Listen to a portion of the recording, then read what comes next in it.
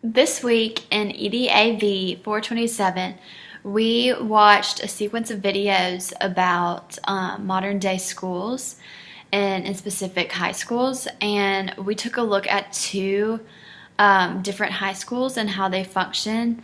And they are both in California, and they're very contrasted, as one is a school where it's first come, first serve. I think it was a magnet school, and it's a school where maybe English isn't your first language, and you're just happy to have the opportunity to go to school where maybe you might be a first timer in your family. And the other one is a school where they're getting into Ivy Leagues on the regular. And they are very privileged kids. It is in Silicon Valley, and both these schools are within the same county, but they're just very different. And both schools are effective, but what I found really interesting is the school where they are not as privileged is one that is so effective. And some things that I took away with their program is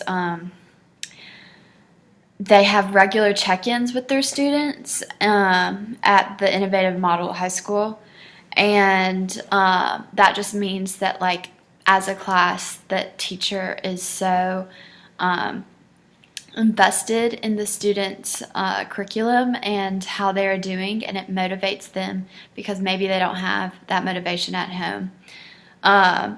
They asked the question, how do you get students ready for college when many of their parents haven't even graduated high school?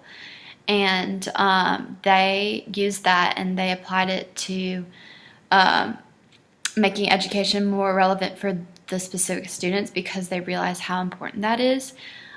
So they take situations that are going in the students'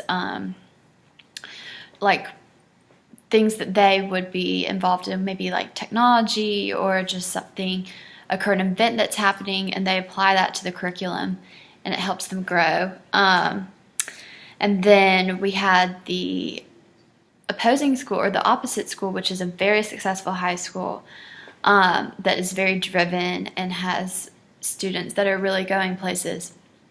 But they found that they were lacking for the well-being of the students. There were many students that actually committed suicide, and they noticed a growing pattern in their student body, and they were like, okay, academically we're stable, but we need to focus on our actual students and how they are doing.